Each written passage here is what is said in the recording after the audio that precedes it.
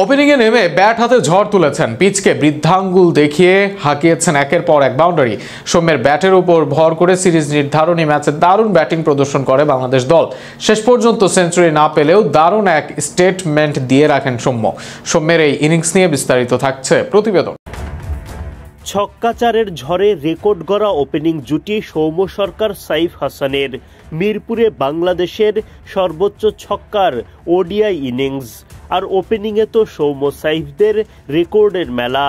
এই ওপেনারদের বিদায়ের পর ব্যাটিংয়ে অবশ্য খানিকটা সংগ্রাম করে বাংলাদেশ, যদিও শেষ পর্যন্ত লড়াকু পুঁজি নিয়েই ইনিংস শেষ করেন টাইগাররা।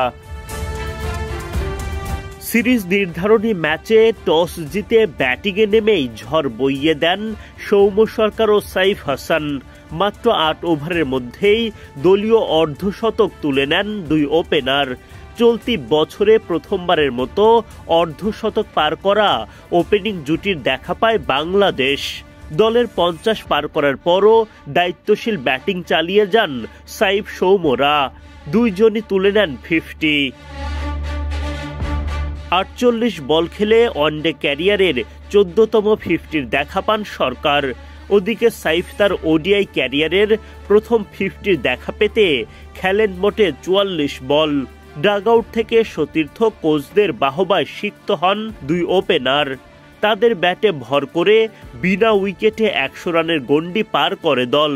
৪৫ ইনিংস ও ২০২৩ সালের পর ওয়ানডে ওপেনিং জুটিতে ১৭ রানের দেখা পেল বাংলাদেশ।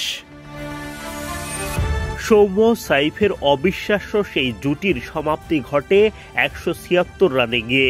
রস্টন চেজের বলে উইকেট হারান সাইফ হাসান।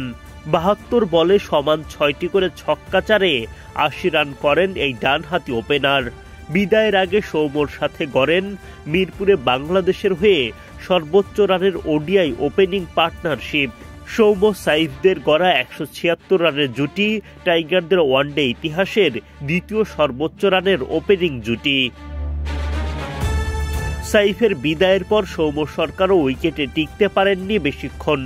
আকিল হোসেনের বলে আউট হওয়া সরকার ৮৬ বল খেলে ৭-৪ ও ৪টি ছক্কায় করেন ৯১ রান। ১৮১ রানে গিয়ে দুই ওপেনারের উইকেট হারায় বাংলাদেশ। দাপুটে শুরু এনে দেন তারা, তবে আক্ষেপ সম্ভাবনা জাগিয়েও সৌম্য সাইফের কেউই সেঞ্চুরির দেখা পাননি। এরপর ৪৪ বল খেলে ২৮ রানের বেশি করতে পারেননি তাওহিদ হৃদয়। নাজমুল শান্ত ফিরে যান ৫৫ বলে ৪৪ রান করে। অঙ্কন বিদায় নেন ৬ রান করে।